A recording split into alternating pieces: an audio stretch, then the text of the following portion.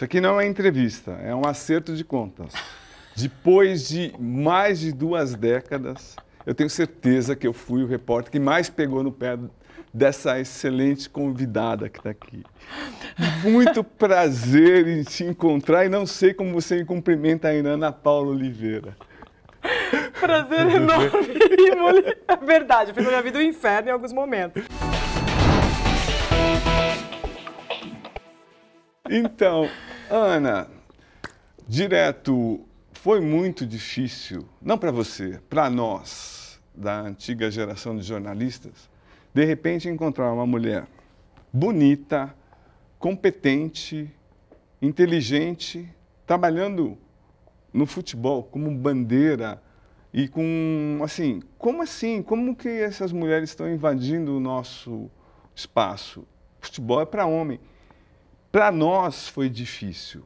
Imagino para você, como é que foi enfrentar todo esse machismo e assim, tipo, a gente via você realmente como uma figura estranha, assim. Usamos muita desculpa da Silvia Regina, que a Silvia Regina, ótima árbitra, mas não tinha preparo físico. Então, a mulher não vai acompanhar. Como é que foi isso para você, sentir essa barreira? Primeiro, assim, já que você falou que é um acerto de contas, não se preocupe, eu acho que eu entendo que são momentos, são trabalhos. Naquele momento eu era uma pessoa midiática, mais por uma questão de novidade. Sim. E tínhamos as pessoas que apoiavam, as pessoas que não gostavam, e você foi muito verdadeira. Agora, quando você toca no ponto, acho que é a primeira vez que eu estou escutando um homem falar o como a presença da mulher incomodava naquele momento. Porque como é difícil admitir isso, era uma coisa nossa. É, porque isso era muito particular. E é bom ouvir você usar essa expressão, porque o sentimento que eu tinha naquele momento, principalmente quando eu estourei, era exatamente isso. Não é possível que uma mulher está ocupando o meu espaço, a minha escala no jogo, está ganhando um prêmio. Porque, Rimoli, quando eu ganhei o prêmio de melhor árbitro assistente, que foi a primeira vez na história aqui em São Paulo, em 2005... eu vou dizer para você, a minha vida mudou para o bem e para o mal. Para o bem, porque você tem a confirmação da sua qualidade técnica, como você falou, que se questionava muito, a competência da mulher, mas, por outro lado, aumentou a dificuldade, que eu falava assim, nossa, se eu já disputava com eles, agora a briga vai ser maior, e como vai ser... vai ter fair play? Vai ser leal? Não vai ser leal? Muitas vezes foi leal. Sim. E muitas vezes não foi leal. E, infelizmente, a gente tem que falar isso dos bastidores. Mas eu acho que eu sou tinhosa, eu era tinhosa e ainda sou tinhosa. Agora com um pouco, não digo muito, mas com um pouco mais de inteligência emocional que eu não tinha naquela época. Naquela época eu era meio bucudinha, né? Então, agora lembrando... eu acho que agora eu continuo sendo forte, mas com mais prudência. O JT sempre foi um Jornal da Tarde, sempre foi um jornal sério. A gente cobrava você tecnicamente e aí a gente cobrava forte. Realmente, assim, tipo, quando a gente tinha reunião de pauta, a gente conversava, cara, quem que é essa mulher aí? Então vamos acompanhar cada coisa, cada acerto também, cada prêmio a gente também destacava, tal, mas a cobrança era forte. Então, tipo, quando tinha alguma coisa, o quê?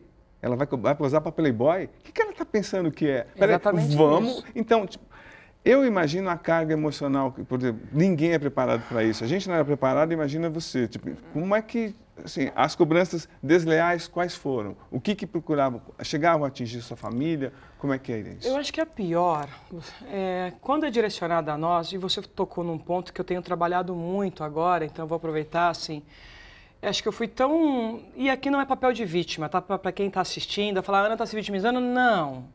Até porque, graças a Deus, eu cheguei aonde eu podia chegar, soube aproveitar as oportunidades que me deram. Sou uma pessoa que gosto de estudar muito, mas eu me preocupo muito com esse atual momento do esporte em relação à saúde mental. Porque naquela época a gente já era, como eu posso dizer, preparado de uma forma errônea pelos nossos pais. Eram mais duros, eram mais firmes, a gente apanhava, coisa que hoje não se apanha, hoje a gente educa procurando conversar, com advertência, com castigo, né, ou retirando o tablet, ou o computador, ou o videogame. Na nossa época não, se você respondesse papai e mamãe, você apanhava igual. Eu cheguei a receber tapa no rosto da minha mãe por falar uma palavra equivocada no momento inoportuno. Era proibido palavrão na sua casa? Totalmente. Eu cresci numa família que eu digo que híbrida, né? 50% adventista e 50% católica, então essa coisa da formação tradicional era muito forte. E os meus pais não tinham o preparo que hoje nós temos para educar os nossos filhos, né? Eles replicavam o que eles aprenderam com os seus pais. E, lamentavelmente, a violência doméstica, que a gente nem entendia como violência. Ah, que louco. A gente entendia como parte. Fiz algo errado, mereço. Vou levar o peteleco. Hoje já não podemos fazer isso, graças a Deus mudou e a gente está num outro estágio. Então, eu acho que isso fez com que eu fosse um pouco mais cascuda. Então, a vida dentro de casa era tão dura, era tão forte. Meu pai, né, eu já até comentei em alguns programas, tinha suas questões pessoais que ele não lidava bem e acabava descontando na gente, que isso me deu uma estrutura, que não deveria ser a correta, para lidar com esses maltratos que eu recebia naquele momento em que eu estava desbravando um caminho. Não digo que eu fui a primeira desbravadora, mas a desbravadora midiática, vamos falar assim, daquele momento. Então eu fui atacada de todas as formas, tanto no meu âmago, na minha pessoa, mas o que mais me feria é quando atingia o meu irmão, a minha mãe, a minha irmã, o meu próprio pai que ficou enfermo. Igual o meu irmão, eu lembro que em 2007, quando aconteceu aquele fatídico jogo do Botafogo e Figueirense, o meu irmão era atacado no trabalho, na rua. Igual você imagina para um jovem ser atacado, ver a sua irmã ser ofendida e querer brigar com 3, 4 e chegar em casa agredido. Então aquilo me feriu muito. E agora, nos tempos atuais, né, uma situação que aconteceu comigo em 2022, que foi, eu fiz um ato inocente, que foi filmar. Camarote. O que eu sempre filmava no camarote, a entrada, você pode ver que não tem nem jogo, né? Quem viu o story, não tinha nem bola rolando. Mas, Ana, então... Mas aquilo foi usado... Então, mas já que chegou, parecia um ato ou de afronta ou de ingenuidade, total. Então, e não foi afronto nenhum, porque eu estava num camarote, era torcida única, eu estava fazendo uma filmagem para mostrar a abertura do campeonato. Eu brinco que depois daquilo eu não fiz mais filmagem. Agora eu acho que eu posso, porque eu não estou vinculado a ninguém, mas acho que se eu voltar para alguma federação, ou se eu vir atuar por algum clube, eu voltar para a confederação, quem sabe um dia eu possa voltar à Confederação Brasileira e contribuir com um novo momento da história do futebol brasileiro, eu não farei mais vídeos, porque ali, de coração, de peito aberto, foi um ato de ingenuidade. Por quê? Eu estou falando porque eu sou comunicadora também, né? Bem que eu fiquei 10 anos fora. Foi um ato impensado, porque eu estava tão acostumada a fazer os videozinhos antes do jogo da bola rolar, que eu nunca fui imaginar que num jogo de torcida única alguém fosse levar essa imagem por uma condução errônea, porque ali induziram, né? Utilizaram da opinião pública para dizer que eu estava torcendo por A e B, o que não aconteceu. Quem me conhece sabe quem eu sou. Mas você sabe mas nunca mais farei. O momento que a gente está vivendo. Nunca mais farei. Todo mundo está de olho. Eu acho que foi um grande aprendizado e eu tive a hombridade de passar isso para os meus árbitros, viu, Rimoli? Porque na época eu estava liderando um grupo em que, na sua grande maioria, homens, e eu fui à frente deles e pedi desculpa publicamente. Para eles, porque a gente estava numa fase final de campeonato, era um primeiro jogo e a gente ia para um segundo. E acho que como líder, a gente tem que dar a cara para bater mesmo e proteger os seus liderados, né? Eu acho que ali era uma grande equipe e eu não podia permitir a exposição do Douglas e nem do Klaus, que ia atuar no segundo jogo. Então acho que foi uma grande lição também para mim, acho que uma das lições que eu aprendi na liderança. Primeiro, preservar no que for possível o seu time sempre. Acho que se você é o líder, você tem que arcar com as consequências, mesmo que você não tenha errado, mas a responsabilidade é sua em proteger a sua equipe e você resolver as suas questões que você tem que resolver com a sua equipe dentro de casa, como o clube resolve dentro do vestiário, né, dentro do seu dia a dia. Eu entendo que a arbitragem também tem que resolver dentro da instituição da federação. Mas a falta de orgulho foi uma afronta. Não foi. Então, mas todo mundo viu como afronta, Ana. Não foi. Porque, por exemplo, não foi. E se fosse, e você me conhece há tanto tempo, e você foi um dos que mais me atacou, mais me cutucou, E você me conhece. Se tivesse sido afronta, eu falaria para você assim, foi. Explica o contexto, não foi nas suas palavras, explica. Não foi afronta. Eu acho que ali aconteceram duas situações. Primeiro, eu estava muito feliz porque eu estava com um representante da FIFA no Brasil, em São Paulo, eu estava com o Jorge Larrionda, que Sim. hoje é o responsável pela instrução mundial. Então não tinha porquê, então vamos explicar os passo a passo. Eu estava feliz, estava com o Jorge Larrionda. Eu lembro que naquela ocasião eu pedi para a minha gestão majoritária a tribuna, mas a tribuna não tinha espaço, foi o que alegaram, que não tinha espaço, que não era possível, mas que a gente poderia ficar livremente no camarote. E no camarote eu estava presente com outros dirigentes. Mas também me assusto quando eu chego no camarote e vejo todo mundo com uniforme, né? Com o uniforme do clube, Sim. que era o mandante. Mas aí eu estava toda de preto, falei, eu estou de preto, não tenho... Aí perguntei para alguns, não, Ana, foi liberado. Então o que você entende? Se foi liberado, está todo mundo ciente daquela liberação. E fiz esse videozinho de início do jogo, antes da bola rolar, mas eu acho que esse vídeo não foi o que mais causou polêmica. Porque depois eu expliquei e peço perdão, e ali foi um ato mesmo impensado que eu nunca mais vou voltar a fazer. Eu acho que o que mais gerou polêmica, e depois eu conversei com o Cícero do Palmeiras, tive esse cuidado de falar com o Cícero, porque ali naquele momento a equipe Alviverde tinha perdido, né, para a equipe São Paulina. Naquele primeiro momento, era o primeiro jogo, e eu estava tão feliz porque eu estava com o Larrionda, eu estava com o Douglas Flores, que quem conhece a história do Douglas Flores é um árbitro que já está na federação há muito tempo, ele sempre foi o árbitro que bate na trave para fazer uma final, você sabe disso, que você cobre esporte. Um menino super do bem, do interior, que se desdobrou e fez por merecer aquela final. E no meu entendimento como técnica agora, eu respeito as opiniões, mas no meu entendimento como instrutora, como gestora, é que ele, dentro das condições dele, tinha feito um grande jogo. Mas em vez de... Então, E aí escuta. Sim. Porque eu acho também, numa era de redes sociais, se o jogador pode tirar foto e publicar, eu também posso. Esse direito ninguém pode me tirar. Isso sim. Se o atleta defende a equipe dele, eu também posso defender a minha. Esse direito também não podem me tirar. Senão já gera abuso, e aí já gera machismo, preconceito, aí já gera uma série de coisas. Aí eu fui, fiz a foto com o meu time, com a minha equipe, inclusive com o professor Larrionda, e fiz uma publicação que eu não me arrependo da publicação. Porque eu escrevi orgulho, mas o orgulho ali era da equipe de arbitragem, porque ninguém acompanha o nosso dia a dia, Rimoli, e eu faço um convite. Vá acompanhar o dia a dia da arbitragem paulista, o dia a dia da arbitragem brasileira, e se detectar os defeitos, fale sobre os defeitos, mas também fale dos pontos positivos que a gente não fala. Só nós sabemos o que a gente trabalhou para aquele momento. Isso é verdade. Não, isso Entende? Isso é verdade. Então, assim, eu acho que é crueldade demais também não querer compreender, e aí leva muito para o lado do clubismo e tudo mais, que eu compreendo, respeito, aprendi, mas eu continuo tendo orgulho do meu time.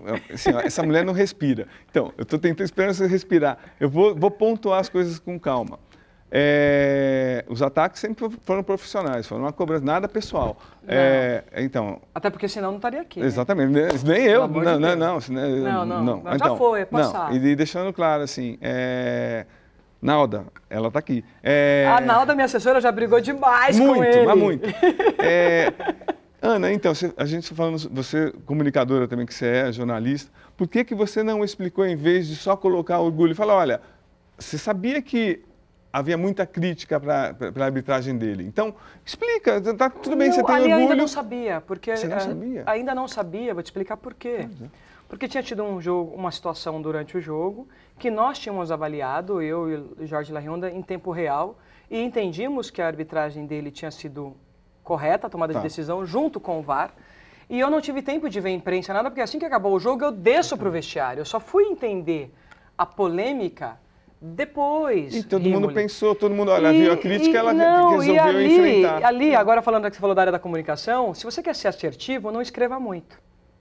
Seja sucinto, seja direto. Não, mas explique. Seja, assim, faça síntese. Explique. Então, a única síntese que eu fiz na foto, orgulho do meu time, mas aí eu fiz questão depois de explicar, mas aí agora vamos falar. Sim. Agradecer ao Departamento de Comunicação da Federação Paulista, A gente depois foi a público. Depois. Você já ouviu Sim, essa história que eu estou te contando agora? Sim. Eu já repeti em vários outros lugares. E nós tivemos o cuidado de explicar, eu tive o cuidado de falar diretamente com a gestão do Palmeiras, até porque eu respeito demais. Sim. O Cícero, que é um cara que eu admiro, para mim, está entre os melhores gestores de futebol do país. Foi meu professor de gestão, inclusive eu fiz curso de gestão de futebol. Sou formada e ele foi um dos meus professores, tive a honra de tê-lo como professor. E sempre tivemos um diálogo muito franco e ele puxou minha orelha também. Sim. E ele falou assim, Aninha, você sabe... Eu falei, você tem toda a razão, Cícero, e de coração eu prometo a você e a todas as agremiações que isso jamais vai voltar a acontecer e não voltou a acontecer. Perfeito. Eu acho que foi um grande aprendizado na minha vida, eu acho que a nossa vida ela é feita de conquista, sim, mas mais dos equívocos, dos erros. Então, assim, eu sempre agradeço pelos meus erros, não gosto de errar, quem me conhece sabe.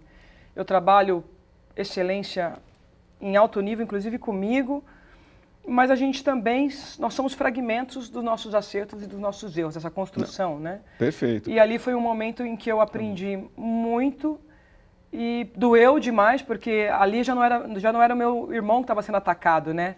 Depois de 15 anos, são as minhas sobrinhas que foram atacadas no colégio. Que absurdo. E foi terrível. E aí me magoou demais. Eu nunca tinha chorado tanto como eu chorei naquela semana. Não a dor por mim, mas a dor de ver as minhas crianças sendo atacadas. Né? Porque aí eu estou falando da geração, né? Das minhas sobrinhas sendo atacadas nas escolas por um ato meu. Então, isso me feriu muito. Mas, de novo, continuo tendo orgulho da arbitragem, eu acho que eu nunca vou deixar de ter.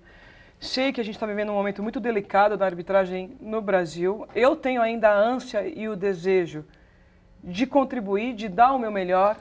Hoje, o Brasil não me quer, não sei porquê, mas o que eu puder, seja na comunicação, seja na instrução, a gente está criando projetos aí para ensinar árbitros, seja nesse amor que eu tenho de continuar seguindo e estudando para contribuir, eu vou porque eu reconheço que temos muito o que fazer. Eu acho que quando você cobra, até com um pouco de acidez, Sim. e eu entendo a sua cobrança, Rimo, você não está totalmente errado. Sabe por quê? E eu estou sendo muito humana Você é pioneira. agora. Não é só porque não é porque você é pioneira, não, mas a gente tem que ter sensatez também de entender o momento, quando o momento é favorável e quando o momento não é, né? Então, como gestora, eu pequei Então, e aprendi e não vai voltar e assim, eu acho que isso também me fez ser uma pessoa melhor esse processo todo, entendeu? Custou algumas coisas? Custou, mas valeu a pena, acho que todo o processo vale a pena. Mas, ó, vamos com calma, são só 2 meses, você é super competente no que você faz, daqui a pouco você já está trabalhando eu tenho certeza, em altíssimo nível. Mas antes que me matem, vamos destrinchar a Ana Paula. Ana Paula... Criança vê o pai trabalhando, trazer mais dinheiro para casa, trabalhando como árbitro. Aí essa mulher curiosa, geminiana, resolve ajudar, pai, vou bandeirar e vou... Que era mesária, ela decide então se apaixona pela arbitragem. Como é que foi a reação dos homens na época? Porque você fala do dinheiro que você ganhou um pouquinho, mas estava ajudando as pessoas. Como é que foi? Eu vivi 2 momentos. O primeiro, de ser a mascote da turma no Amador, porque eu tinha só 14 anos. Então, naquele momento ainda era uma criança, tinha corpo de menina, eu era muito franzininha. Eu demorei para crescer, eu fui esticar com 15 anos na minha minarca. Então, assim, eu era mascote. Então, eu lembro que naquele momento todos me receberam como a filha do Joel, né, a filha do Torrada. Então, eu era o mimo de todo mundo ali. Todos os homens naquele momento passaram a me apoiar no futebol amador. Eu acho que eu comecei a perceber uma mudança comportamental, Rimoli, inclusive do meu pai, que aí pesa esse lado machista, porque até então era a filha que está acompanhando o pai, quando você já começa a ganhar corpo de mulher. Quando você já começa a fazer 18 anos, que aí o seu amigo fala, olha, a sua menina está crescendo, está ficando bonita, está ficando com corpo atlético, olha, Joel, eu tive com a sua menina lá, correu bem, ganhou musculatura. Aí eu já comecei a viver esse outro lado de olhar a mulher já pelo viés da sexualidade. Do desejo. Mas e os erros e o preconceito não tinha? Do desejo. Então, no amador, eu ainda não sentia tanto, por isso, porque os árbitros me acolheram muito. E os clubes de futebol amador daquela região me viram crescer também. Porque você sabe que quem joga na várzea, você joga 10 anos, são Sim. os mesmos caras, sim. os mesmos times, troca um para o outro, que naquela época o amador também dava um dinheirinho para ex-atleta. Mas, em geral, a gente se conhecia. Então, era aquele grupo que você se sente parte, você pertence, as pessoas já te conhecem. Então, era mais um torcedor isolado que ofendia. Mas o meio, eu cresci ali. Então, eu não sofri tantos problemas naquele meio, vamos falar assim. Aonde eu passo a sofrer problemas? Quando um dos amigos do meu pai fala, Ana, vai abrir um curso na Federação Paulista, vai para São Paulo estudar. Aí eu sinto o primeiro preconceito dentro de casa. Porque meu pai fala, não, você não vai se tornar, isso não é para mulher, não é ambiente para mulher, ambiente é muito masculino, não vou estar lá para te proteger. Aquela coisa de que a mulher precisa da proteção o tempo todo também, que nós não temos a capacidade de se proteger. É uma sociedade machista porque é aquilo, né? O provedor cuidando. E ele não permitia, então foi aí que eu senti a primeira reação adversa, diga-se de passagem. Quando eu venho para São Paulo... Você tinha quantos anos, Ana? 18, quando eu vim para cá, 18 anos, Quando eu venho para cá, a primeira coisa que eu sinto também, no primeiro dia de aula, nós éramos 5 alunas, mulheres somente.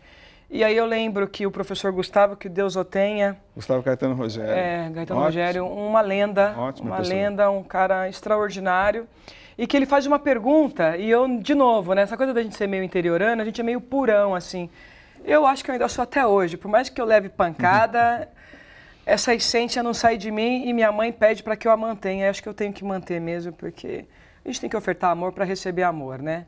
E o Gustavo me perguntou, e eu lembro como se fosse hoje, meninona, dona de mim, 18 anos, marrenta que só, né? O que você espera da arbitragem na sua vida? Eu falei, eu quero ser a primeira mulher a fazer um clássico. Eu fui vaiada na sala. Sério? Ali eu falei, meu Deus, assim, todo mundo, essa menina é louca, você acha que ela... Ela acha que ela vai chegar. E foi ali, então, que eu vi a primeira manifestação, que eu não sabia nem dizer que era machismo, porque eu ainda estava me construindo como pessoa. Era uma adolescente, né? Ainda estava na minha construção e não é aí desmerecendo, tá, gente? Mas eu digo que, assim, o metropolitano, ele tem mais malícia. Ele tem mais vivência, a competitividade é maior. O interiorano, a gente é mais... É um roceiro de bom coração, a minha casa é sua casa, o que eu tenho é seu, a gente recebe tudo, a gente acolhe mais, então a minha casa sempre viveu cheia de pessoas. E você vem do interior para cá com esse sentimento, e quando você chega aqui, você começa a ver a competitividade, você começa a ver que, olha, uma menina que abraça todo mundo, eu sempre fui carinhosa. Sim. Porque é o que eu recebia no interior. Aí você começa a abraçar aqui os seus companheiros, opa, mas já tá querendo sair com A, com B para ganhar vantagem. E eu nem sabia o que era isso. Desculpa a franqueza, mas é a pureza de quem é criado... Imagina, a gente foi criado em berço adventista, então você se sentia num ambiente seguro. E como é que você Lógico que depois subiu, eu sofri um trauma em casa, mas assim... Como assim, desculpa? Calma. Eu infelizmente sofri não só violência doméstica, entre outros, dentro da minha própria casa, né? É um tema extremamente delicado, que estou falando para você em primeira mão, assim, isso ficou guardado em 7 chaves, e quem sabe um dia, se você for escrever, ou alguém, a minha biografia, porque eu não quero eu escrever, a gente coloca isso em um capítulo do livro, que agora minha mãe e os meus irmãos me permitiram falar sobre isso. Então, e aquilo, né? Às vezes a pessoa que mais te fere é a pessoa que você mais confia e a que deveria te proteger. No meu caso, não é diferente de tantas meninas que já sofreram aí nesse mundão. Mas então você vem com essa pureza para cá e aí você vê que aqui não é tão puro assim, que a maldade está a todo momento. E como lidar com isso? Como sobreviver a isso? Aí eu sempre digo que eu me tornei mulher num ambiente muito hostil. Hostil, muito machista. Muito machista. E talvez... a minha força, né? Porque hoje as pessoas falam assim, nossa, Ana, você é muito boa, você é extremamente técnica, mas você também é muito forte. Mas eu sempre falo, gente, procura entender a história do outro, né? Tipo, eu sempre me preocupo, quando eu vejo alguém numa situação, eu falo, nossa, mas qual será a história dele? O que tem por trás do Rímoli? Sim. Eu tenho essa preocupação, sabe por quê? Porque nós somos reflexos dos ambientes em que a gente vive. Então eu vivi muito tempo em ambiente hostil. Hostil dentro de casa, hostil dentro do futebol. Então eu precisei criar camadas. Não, você tinha uma casca. As entrevistas com você eram duras. Para me proteger a isso. Hoje a maturidade Sim. me permite, não que eu não tenha, mas a gente já tem um pouco mais de consciência. E aí Ana, a importância. Como é que de repente você virou Ana Paula? Não, você virou Ana Paula antes. Cara, porque eu era tinhosa demais. Eu acho que eu era muito persistente, muito resiliente. Acho que quando falavam para mim assim, você não vai chegar, eu treinava mais, eu corria mais. Eu não dormia, porque eu trabalhava em 2 empregos para ajudar meus pais. Eu treinava às 4 horas da manhã. Então a minha vida era assim, era treinar, acordar às 4, treinava das 4 às 5h30. 5h30 tomava banho, comia um pão com manteiga, pegava minha mochila, pegava 2 ônibus para ir trabalhar, trabalhava o dia inteiro. De quê? Eu fiz de tudo, tá? Se você quiser. Vamos contar, vamos fazer com a galera. Essa fase que eu tô contando do ônibus, eu já trabalhava no escritório de cobrança, já era RP, Relações Públicas, por isso que eu falo muito. E foi a época que eu consegui ganhar um bom dinheiro, mesmo novinha. Mas eu já fui camelô, não tenho vergonha de dizer isso, com 14 anos. Eu comecei vendendo num carrinho de construção laranja, depois eu vendi chocolate, depois eu vendi salgadinho, até que eu fui trabalhar em Campinas, no Terminal Central de Campinas. Um abraço a todos os camelôs do centro de Campinas. Eu vendia ferramenta, então já fugi do Rapa. É lógico, trabalhava sem licença. Olha que loucura. Já fugi do Rapa, foi uma loucura, mas me diverti muito. Foi ali também que eu vi como a gente se ajuda. Era um momento em que a gente tinha escassez econômica, mas nunca faltou comida em casa, porque é impressionante como os camelôs, a gente é uma família, né? Um vende fruta, outro vende chocolate, outro vende verdura, e a gente vai trocando ali. É uma grande comunidade. Então eu trabalhei durante 6 meses como camelô, aí minha mãe me tirou. E depois eu fui trabalhar, meu primeiro emprego foi como auxiliar de escritório na Tecnbus, uma empresa de ônibus.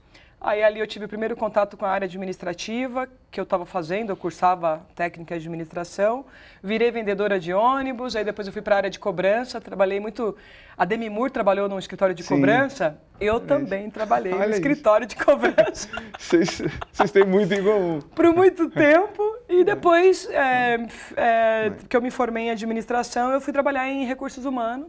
Aí passei por algumas multinacionais em RH, trabalhei em órgão público também, um agradecimento à Prefeitura Municipal de Hortolândia.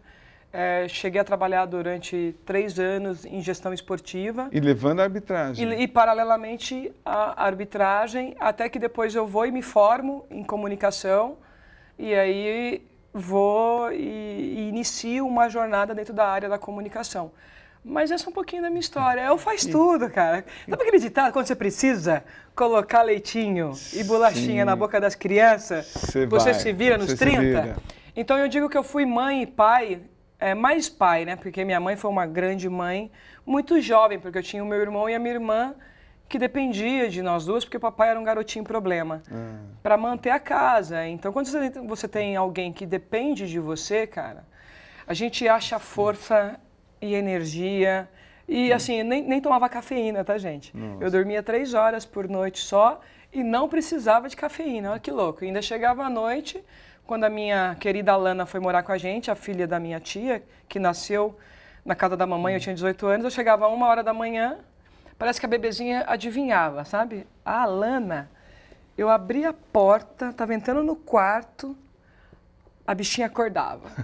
Aí ali eu ia preparar a mamadeira dela, dava uma mamadeira para ela, comia o meu lanche, colocava ela no meu colo, dormia na TV, assistindo televisão até as 4 da manhã. 4 da manhã começava o ciclo da vida de novo. Que doideira. Agora, assim, eu acho que essa força veio daí, porque eu sabia que o futebol podia mudar minha vida. Algo dentro de mim me dizia que por meio do futebol, Rímoli, eu poderia dar uma condição de vida melhor para minha família, e aconteceu. Então, falar com pessoa que se conhece é outra coisa, né? Agora, eu vou te cortar, porque você tem muita história. Calma. Eu não me conheço, eu estou aprendendo a me conhecer. Então, imagina quando aí você vai fazer uma auto-entrevista aqui, como o Palaia fez do Palmeiras. Aqui. Agora, Ana, vamos pegar uns lados técnicos seus. Apesar desse cabelão teu, você tem uma audição absurda, você conseguia sacar o impedimento ouvindo a batida da bola. Olha, explica isso. Até hoje eu ouço, e acho que hoje eu não tenho o ouvido que eu tinha com os meus 20 21, 22 anos, né? Que tudo aconteceu muito precoce. Mas acho que eu vou dizer para você, Rimoli, o que eu falo nas palestras motivacionais, das quais eu tenho a honra de conviver com pessoas. Depende muito do seu nível de atenção. Eu acho que há atletas e há profissionais que se diferenciam um dos outros pelo nível de dedicação, atenção e concentração. Porque no esporte, a gente tem muitos estímulos. Então, a possibilidade de você desviar, sair do jogo, é a todo momento. E eu digo que eu era extremamente concentrada, extremamente atenta, cuidava dos detalhes, entendeu? E um dos detalhes que eu percebi que com a visão periférica eu podia alcançar ou não, mas que poderia me ajudar, igual aqui eu estou brincando, eu estou vendo o menino que colocou o microfone, se eu puxar mais um ponto, tem um ponto preto aqui, mas um pouco atrás eu já não vou conseguir ver, mas eu tenho uma percepção que tem uma mesa. Então o que eu fazia? Eu preciso ouvir esse jogador tocar na bola, porque se ele tocar, eu estou fazendo um atalho, que eu já vou para a visão periférica aqui. Então, tudo se treina e hoje, cada vez mais, e agora que eu estou estudando neurociência, o cérebro também se treina. Não, né? Então, o que a gente estimula, como a gente desenvolve a nossa capacidade cognitiva, muda tudo. Então, eu não tinha muito recurso naquela época, assim, a gente não tinha o que a gente tem hoje de tecnologia. Eu era muito autodidata, então o que eu fazia? Eu buscava elementos, detalhes, eu buscava a marcação do campo, a marcação da trave. Eu fui para uma treinadora, que era, inclusive hoje ela está num clube, pedi para ela, me ensina a jogar bola, me ensina a bater na bola. Ela falou assim, mas por quê, Ana? Eu falei, não, porque eu preciso saber qual é o barulho de bater com o peito do pé. Qual é o barulho de bater chapa? Qual é o barulho de bater de 3 dedos? Porque tudo isso dava uma dimensão de velocidade e espaço para mim. Que incrível. Então, eu fui descobrindo, como você falou, você foi muito feliz quando você falou que você é geminiana, curiosa, demais, a gente é curioso demais. Deveria ser menos. Então, assim, essa minha curiosidade me fez buscar recursos que me ajudaram e me ajudam até hoje na dinâmica, não só quando eu atuo como árbitra, quando eu atuei, mas principalmente na habilidade, na capacidade de treinar pessoas, de treinar árbitros, de treinar assistentes. Calma, né? pelo amor de Deus, calma. Mas calma, é isso. Calma, ó, vamos por partes, senão... Ó, é feeling. Senão, Intuição. Essa entrevista, vocês podem tentar tirar, mas vai durar 7 horas. 7 horas. Então, Ana, como é que você se destacou a ponto de virar Ana Paula Bandeira? Não, e isso acoplado... Por que não virou árbitra? Não, árbitra central. Porque não deixaram. Como não deixaram? Eu sempre apitei e bandeirei, mas a federação naquele momento entendia que eu seria mais útil como assistente. Quem era a federação? Do que... Quem era o presidente? Naquele momento, da comissão de arbitragem, tinha o professor Gustavo, era o Zé Manuel. Mas quem falou que você vai ser bandeira e não um juiz eles central? determinaram, porque eles assim... Quem? Então, a comissão daquele momento que era liderada... Ele mandava, não, era acho que já era o Zé Manuel, não vou me recordar agora. Mas quem liderava a comissão de árbitros naquele momento. E você aceitou por quê? Aceitei porque não tinha jeito, porque eu tentei, eu bati lá. Só que aí, uma coisa que eu não gosto que é feito, e eu não faço com a minha equipe, com quem eu treino, é desestimular, né? Eu acho que você tem que ter, porque assim, uma coisa que eu sempre tive muito forte e atacaram e eu me fragilizei e hoje eu estou tentando me manter forte. Eu sempre tive um mental muito forte, como eu te falei, Sim. em função da minha história, né? Só que quando você quer muito uma coisa, existe um grupo de pessoas que fala, não, mas não é para você. Não é. O momento não é seu. Se você quer chegar no grande jogo, se mantenha na assistência. Então, assim, eu não tive a chance de mudar, né? Eu acho que se eu tivesse vivido na arbitragem até 2010, eu parei em 2010, mas eu atuei em alto nível até 2008. Eu poderia ter pedido a migração para apitar, mas aí também mudou todas as políticas de testes físicos. Mas no momento em que eu queria, que era uma garotinha, que estava ali com sonhos, aquele momento era para a Sílvia. Era o momento em que o Eduardo Fará, o presidente, queria algo novo e a ideia era ter um trio feminino. Então não poderia ter 2 árbitras com mais ou menos os mesmos estilos. Então a Sílvia já era mais experiente, naquela ocasião acho que ela estava com 35 anos, eu ainda estava com 19, Então, assim, eu era muito jovem, tinha uma vida pela frente ainda, então naquele momento me falaram, se você sonha em chegar, a única maneira hoje é como assistente. E quem vai dar o salto para o apito, até pela característica, pela experiência, era a Silvia. Sofri muito com isso, porque isso não partiu de mim, eu tive que aceitar o que me foi colocado, mas eu acho que eu tenho esse dom também de um limão fazer uma limonada. Acho que isso tem muito a ver com a minha trajetória de vida.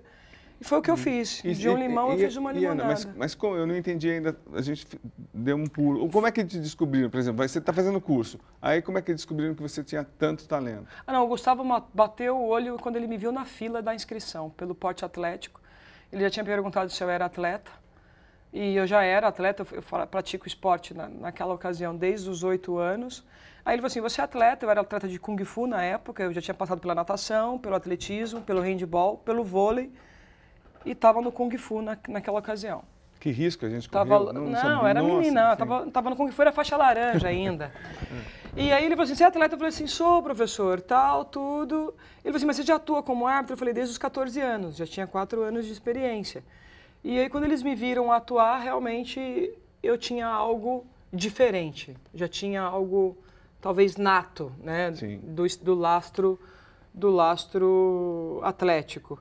E isso me favoreceu muito naquele momento, porque todas as mulheres que iam para o esporte, para a arbitragem, não tinham essa veia atlética. Né? Inclusive a Silvia Regina. Que a gente, eu não posso falar muito, você conheceu antes de mim. A gente atacou muito mais a Silvia do que... Você a conheceu antes de mim. Porque a gente cobrava muito. Eu tinha um viés bem atlético, assim. Tanto que uma das coisas que eu falo que a minha mente foi atacada, quando as pessoas falam das minhas reprovas nos testes físicos, e sim, eu tive... Não foi problema físico. Inflamação na tíbia? Não, e a inflamação na tíbia? Eu tive na tíbia, mas só em 2007. Eu tive, na verdade, 2 grandes lesões, né? Na minha carreira só. Até que, para quem trabalhava e não tinha tanta estrutura que se tem hoje, eu tive uma contratura na coxa de uma ruptura. Isso foi em 2005, se eu não estou equivocada, que me tirou da abertura do Campeonato Paulista. E tive a inflamação na tíbia, e olha que coisa, eu andava muito de chuteira, treinava muito em piso, em grama, e terra e piso duro. Fiz todas as avaliações físicas que tinham me exigido, teóricas e físicas da CBF, ou seja, eu estava validada para aquele ano, eu não precisava mais correr. Eu só teria que correr em outubro para avaliação FIFA. Mas ali anteciparam um teste para mim. E aí, quando eu fiz a revista, eu fiz todo um trabalho de divulgação da revista, que foi extremamente estressante, mas eu acho que valeu a pena, acho que eu nunca tinha visto tantas mulheres maduras, experientes, recebendo e pedindo um autógrafo. Aquilo me marcou muito, ali acho que foi um ato que eu vi que o meu gesto tinha ultrapassado a questão só da mulher bonita, do corpo nu, mas que significava um manifesto contra o machismo. Hoje eu tenho clareza disso. Naquele momento eu estava vivendo, porque eu falava, gente, como tem mulher nessa fila, né? Não, mas espera, eu não entendi como manifesto contra o machismo. Como não, assim? porque era uma ruptura. Agora que você fala, sabe o que era uma ruptura? E é bom trazer esse ponto. Eu estava sendo perseguida danada em 2007. Era assim, aonde eu ia, como você falou, todo jogo era uma cobrança. Existia Deus e o mundo torcendo para que eu tivesse o erro, até que um dia ele chegou. E quando esse erro acontece, me lincharam de tudo que foi jeito. Não. E eu acho que a revista, eu nunca tinha olhado para ela dessa maneira.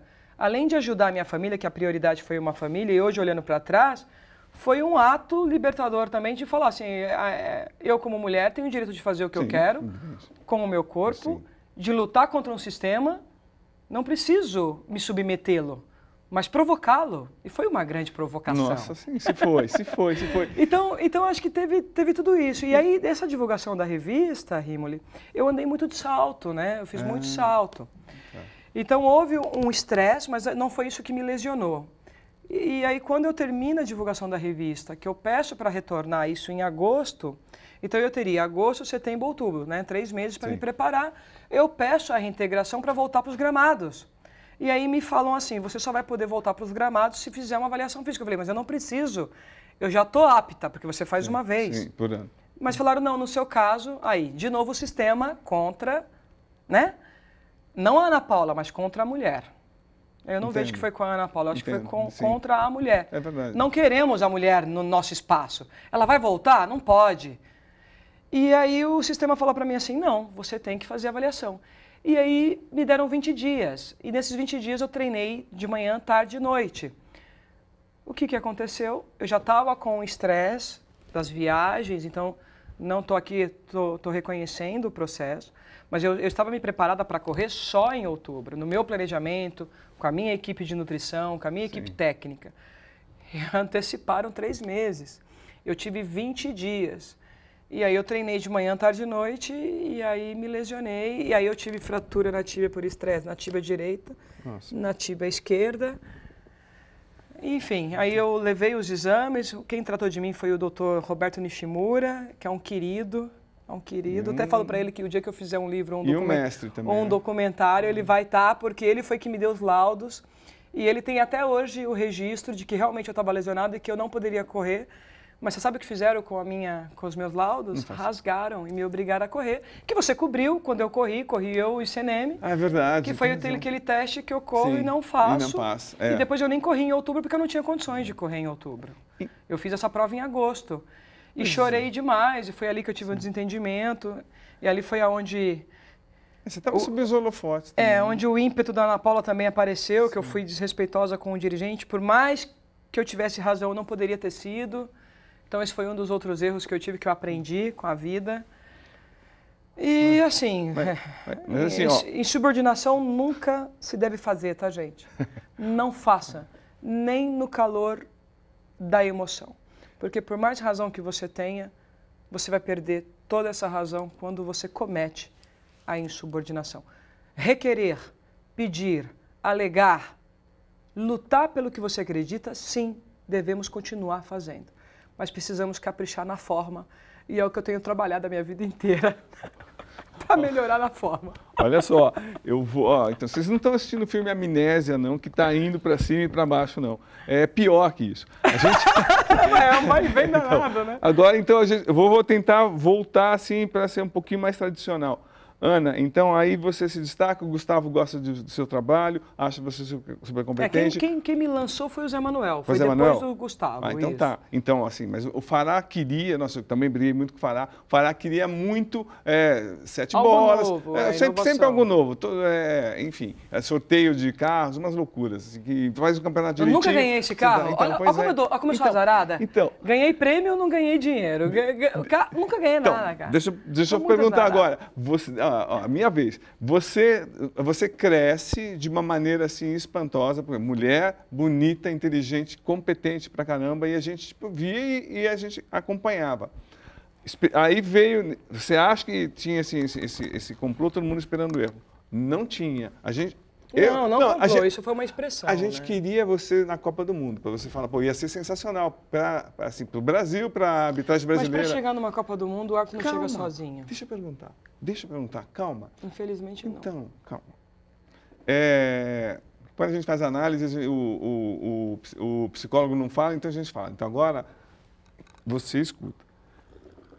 Quando você conseguiu, Ana, essa atenção toda, houve aquela bendita partida Botafogo-Figueirense, que 2 erros, você assume um, o Salvio estava apitando, houve esse erro. Mais uma coisa que ninguém se tocou, foram 2 coisas. Você, infelizmente, logo depois desse jogo tão polêmico, você foi para um resort na Bahia, então você ficou incomunicável. Você ia ter uma defesa assim, da CBF, ninguém te achou. Você ficou 2, 3 dias, você foi fazer um evento. Não sei se eu fui assaltada à mão armada. Mas você também estava lá, não estava? Fui para o resort, mas a CBF sabia.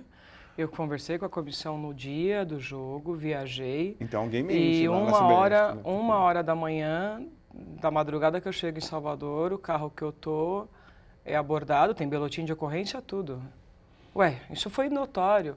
Eu fui assaltada, levaram tudo. Não tinha como me comunicar com ninguém. Então, porque... Mas aí eu não estou entendendo essa parte da história. Sim. Agora, essa parte da história, Rímoli, eu quero que você me conte, então, porque essa daí eu não você, sei. Sim. Não, então, até que você não estava perto, você estava lá na Bahia. Aí você fala, não, todo mundo está esperando, vai dar coletiva, vai explicar o erro, vai o que aconteceu. E segundo o consular, a CBF, para a gente, falar, não, ela está incomunicável em Salvador que foi fazer um Não, eles evento. falaram comigo antes de eu viajar. Então, mas olha que loucura, para a gente chegou Eles outra falaram coisa. para mim antes de viajar Sim. e me deram um veredito, você acertou um lance e você se equivocou no outro, você está escalado no final de semana, a gente vai tirar você da escala, então aproveite o seu evento.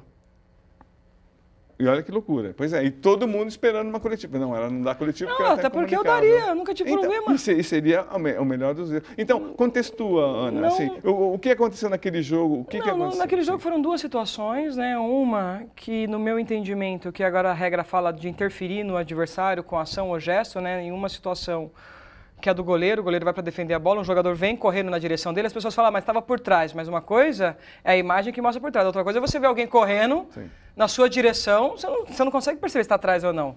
E você assusta e empurra a bola para dentro. Então, nessa jogada, eu entendo que houve, sim, interferência no adversário, impedimento bem marcado. A outra jogada foi uma jogada em alta velocidade, em que o jogador bate para o gol, o goleiro defende, e no momento, o impedimento você marca no momento que a bola é chutada. Sim. Eu tenho a sensação que o joelho do jogador estava em linha, estava à frente. E eu já canto para mim mesma, olha, se essa bola voltar para ele, impedido. E dito e feito, faz-se a defesa, a bola vai para esse jogador que, na minha perspectiva, né, que eu estava ali, estava em posição. Assim que ele toca, eu prontamente levanto ali, eu digo que era um lance de VAR. Sim, Que se tivéssemos VAR, eu estaria salvo, porque foi coisa de 10, 12 centímetros. Sim. Foi milimétrico a olho nu, mas eu até demorei para reconhecer esse erro, mas depois revendo eu realmente falhei. E aí eu lembro que logo depois do jogo, que eu vi as declarações, eu ainda não tinha viajado, porque eu viajei na madrugada, falei com o senhor Edson Rezende, que era o presidente da comissão naquela época, e aí ele me deu o veredito, Ana, para mim você acertou um, o outro é muito difícil, a gente ainda não conseguiu determinar se houve erro ou não, desse jeito. Mas vai para o seu evento, você estava escalado no final de semana, a gente vai tirar você da escala para te poupar. Olha só como não está batendo as histórias. Então, e aí, pro meu azar, eu lembro como se fosse hoje, porque foi meu aniversário, e o meu amigo que faleceu, meu querido amigo Nem, que foi me buscar no aeroporto, a gente está indo para a Estrada do Coco, pega a Estrada do Coco para ir para o resort, realmente, onde teria o evento. E ali nós somos assaltados à mão armada, levam tudo, eu fico só de calça jeans e camiseta. Até o tênis levou. Que loucura. Tá. Levaram tudo, tudo. A taxa do jogo que eu tinha recebido. Eu tinha ganhado presente, naquela época a Adidas estava me patrocinando como material, então a Adidas tinha me dado um kit de aniversário, a coisa mais linda. Eles levaram absolutamente tudo. Eu estava incomunicável. Então, assim... mas eu acho que o legal da minha história é que virou quase que lendas e mitos, né? Porque cada hora tem uma versão diferente. Eu não sabia dessa, isso foi novidade para mim agora. Até porque se eu tivesse que falar no dia seguinte... Seria muito melhor. Eu falaria sem problema nenhum. Eu nunca tive problema de me colocar à disposição da imprensa. Pelo contrário, eu acho que a gente precisa esclarecer questões mesmo. Então, Ana, a coisa... Mas foi isso, foi uma fatalidade. E a coisa tomou uma proporção, lembrando que era a semifinal da Copa do Brasil, o Botafogo, ele perdeu por 2-0 o primeiro jogo, estava ganhando 3-1, se tivesse os 2 gols, bom, enfim, também aí o Botafogo teria a chance de classificar. O que foi um terror depois, os ataques do presidente da época. Foi horrível, foi um exagero, todo mundo achou um absurdo mesmo. Até foi falado uma situação que você está falando da Adidas agora, até colocaram, não, porque a Ana era patrocinada pela Umbro e o Umbro era do Figueirense, era uma loucura. Eu ganhei um kit, acho que da Adidas, não, minto, nessa época foi da Umbro mesmo. Então, mas foi ridículo. Eu era patrocinada pela Umbro, a Umbro que mandou o kit de presente para mim. Mas se você fosse defender todos os times da Umbro, isso é ridículo. Não, mas assim, são coisas, porque assim, como eu fui a primeira árbitra a ter um patrocínio efetivo, eu tive primeiro da Pênalti e depois da Umbro, né? Que lamentavelmente a gente não conseguiu renovar depois. em função de toda a polêmica que foi criada e a própria confederação, a comissão de arbitragem mudou essa forma, que eu acho que mudou mais ou menos porque hoje ainda tem árbitros que recebem material esportivo de algumas marcas Sim. e utilizam, que eu particularmente não vejo problema nenhum, são atletas Sim. e podem ser patrocinados. Qual o problema? As claras também. Então eu fui uma das primeiras, eu vou corrigir, eu tinha recebido da Adidas no ano anterior, eu acho. Isso realmente era da Umbro, eu tinha recebido todo o mas kit. Aí todo mundo começou a pegar alguma coisa para atacar. Mas, Ana, então, só para explicar para o Marciano que está assistindo, você, ótima árbitra, estava crescendo e muita gente falava, vamos defender a Ana. Você foi a primeira bandeira a trabalhar no Libertadores. Você trabalhou na primeira bandeira mulher a trabalhar na final do Campeonato Brasileiro. Você foi pioneira, então tudo levava a crer, pelo menos a gente da imprensa, que você iria adiante. O que atrapalhou? Esse jogo foi tão pesado assim, teve Eu acho que esse jogo ele foi importante, olhando... Para travar? Olhando agora, sim, porque assim, o que a gente acabou de falar, quando eu fui atleta de velocista, pequenininha, com 12, 13 anos, eu só precisava de mim, do meu índice, para seguir competindo. Quando eu vou para o voleibol, eu dependo da minha equipe. Eu não dependo só de mim. Eu preciso do meu time comigo para seguir avante e que o treinador escolha. No Kung Fu, eu dependia só das minhas valências.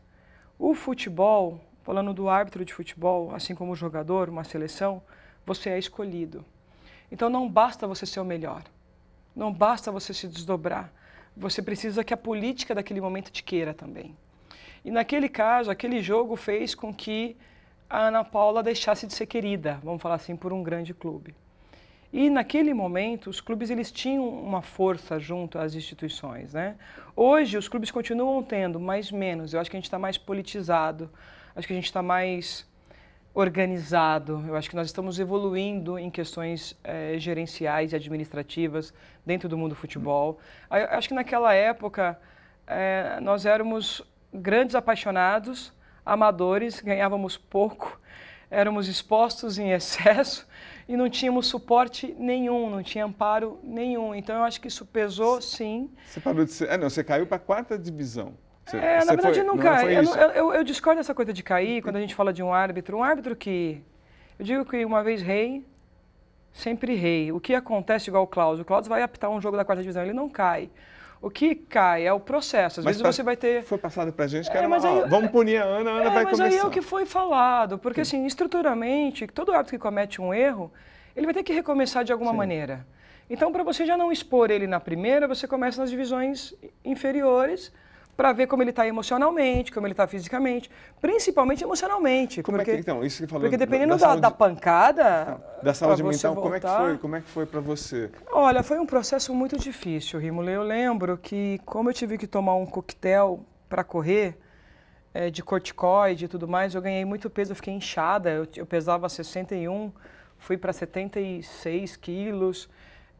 quase entrei em depressão, não entrei em depressão porque, graças a Deus, como eu tinha ganhado uma notoriedade, acabei fazendo muitos eventos, acabei viajando muito e lidando, eu gosto muito de pessoas, eu gosto muito de gente.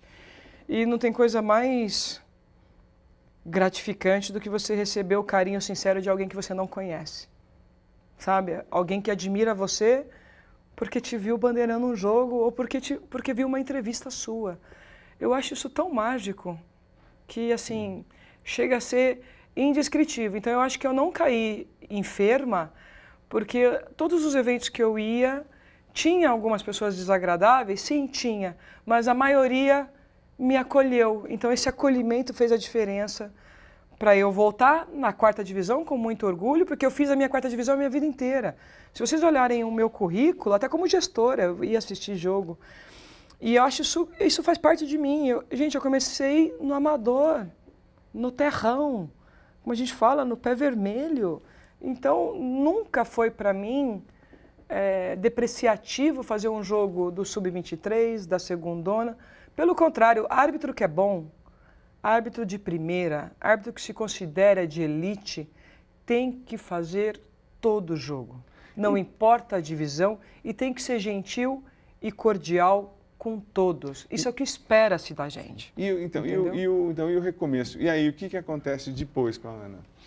Não, a gente não tem o depois, né? A gente retoma, eu consigo chegar à semifinal do Campeonato Paulista, as regras do jogo mudam no cenário nacional, né? Que era a questão do teste feminino para o teste masculino.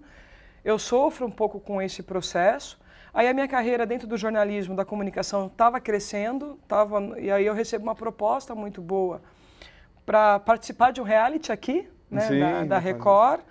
E meu pai, eu sempre fui meio assim, não sei se eu levo jeito para isso, meu pai adora, né, e adorava, onde quer que ele esteja, programas de reality, de humor, era fã do Golias. Ai, meu pai era uma figura. E meu pai queria me ver no reality, né? E ele falou assim, Ana Paula, eu recebi a primeiro convite para a primeira edição, recusei. Aí veio para a segunda edição, aí ele falou assim, você não pode recusar, o seu pai já está doente. Eu já tinha feito as pazes com ele nessa época, a gente já tinha acertado os nossos ponteiros. Ele falou assim, pô, faz o seu pai feliz, ele já estava enfermo, né? Deixa eu te ver no reality. Estava paralisado, né? Estava paralisado. Deixa eu te ver no reality. E eu acabei aceitando o reality por ele. Na época foi muito bom para mim, porque eu participei do reality, depois eu fui contratada pela Record. Sim. Foi onde eu dei meu pontapé inicial dentro da área da comunicação, ainda um bebezinho aprendendo. E sou muito grata, eu acho que tudo aconteceu como tinha que acontecer. Mas aí então você foi largando a arbitragem. E eu fui deixando, e aí meu pai veio a falecer depois, né? Ele não me viu no reality, não chegou a me ver, ele entrou em coma um dia antes de eu entrar no reality. E ficou 5 meses em coma, né? O reality foi em novembro, dezembro, janeiro, fevereiro, 4 meses. Ele veio a falecer no carnaval, como ele era boêmio, faleceu no carnaval de 2010. E aí, quando meu pai falece em 2010, eu saio do reality até com uma vontade de voltar para os gramados, mas eu me tornei árbitra por acaso, por causa do meu pai, e quando ele se despediu, eu acabei me despedindo dos gramados junto com ele e resolvi encarar a oportunidade que Deus estava me dando, que era começar um trabalho aqui na Record. E sou grata a tudo que aconteceu. Não, e absolutamente, parece que você, na comunicação, também você nasceu para isso. Agora, antes que você fale mais meia hora, eu vou segurar e vou, assim, o mundo pergunta, a velha pergunta que a gente já fez na época, Playboy, como é que tem coragem essa árbitra de fazer a Playboy? Como é que tem coragem de vender 250 mil exemplares, uma das Playboys mais vitoriosas no Brasil? E era para ter vendido mais se tivesse feito mais tiragem. Ali a gente teve um erro, né, estratégico. Então, mas Ana, como é que assim, ter coragem? Sim, eu sei a história da casa da sua mãe e tal, mas você com você, eu vou fazer. Foi difícil, cara, foi difícil. Eu orei muito, ajoelhei muito. Pedi muito a Deus, mas assim, de novo meu pai, né, ele foi muito safo. Não sei se é porque, acho que ele quis, acho que meu pai antes de se despedir desse plano terreno, ele queria acertar as contas comigo, né, pelos erros que ele cometeu comigo quando eu era mais caçula, né, criança. E ele foi muito sábio, porque ele assistindo tudo que estava acontecendo em 2007, o movimento do mercado, ele falou assim, Ana Paula, não vão deixar você voltar, você não está entendendo, o mundo é machista, homem não aceita mulher num espaço de visibilidade. Eles não vão deixar você voltar para o campo de jogo. E ele falou assim, sua mãe vai querer me matar, meu pai falando, mas se a revista te convidar de novo, você tem que aceitar. Eu falei, pai, mas não dá, eu não nasci para isso, eu não levo jeito para isso, eu amo o que eu faço. Ele falou assim, mas na vida às vezes a gente tem que abrir mão do que a gente ama para algo maior. Ele até brincou comigo assim, você vai amar pessoas na sua vida que talvez você não vai encerrar a vida com elas. E ele tem razão, enfim. E aí veio a proposta e eu já sentindo que não iam deixar eu voltar para o futebol, vendo a situação que meu pai se encontrava, a dificuldade que a minha mãe estava tendo para manter a casa, tudo. E eu tinha prometido para ela que eu ia dar uma casa para ela. Aí eu fiz um ato infantil, bem criança, mas com palavra. A revista me fez uma oferta, eu fiz uma contra-oferta, achando que a revista não fosse aceitar. E falei para eles, se vocês aceitarem, em 3 dias eu estou fotografando. E foi o que aconteceu. Eles cobriram, eu tive um valor fixo, mais participação de vendas. Então foi um bom valor naquele momento, que deu para eu comprar a casa da minha mãe, deu para eu quitar meu primeiro imóvel e deu para eu deixar um dinheiro guardado para dar uma condição de vida final para o meu pai. Afinal, 4 meses de UTI em casa não é barato. Quem tem um ente querido enfermo em casa sabe o quanto custa caro. Eu tive que montar uma UTI mesmo, com balão de oxigênio, tudo, com enfermeiros. Então eu e os meus irmãos nos unimos para dar uma reta final para o meu pai. Então eu digo assim, eu sempre falo nas entrevistas que meu pai foi meu anjo e meu demônio. Por muito tempo ele foi meu demônio.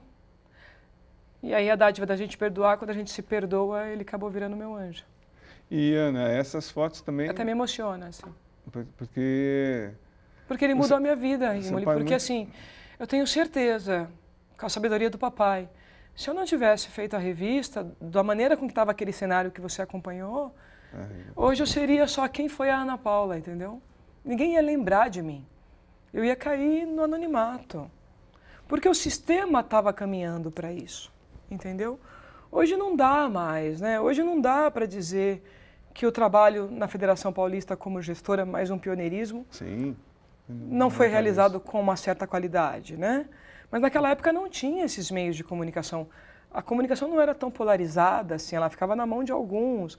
E as informações quem dava era quem tinha poder. Igual você acabou de me passar uma informação que isso é mentira o que te contaram. Por isso que é bom perguntar. É mentira, eu banco. Isso nunca existiu, entendeu? Que é ótimo. Então existia muito essas conversas de corredores, né? E a gente nunca sabia quem estava falando a verdade e quem estava mentindo. Hoje já não dá para fazer isso. Hoje a cariação acontece no cenário público. Verdade, então, pois é. Então eu acho que papai realmente, ele foi meu demônio numa fase, mas foi um anjo na reta final e eu agradeço a Deus a gente ter se perdoado e ele ter descansado.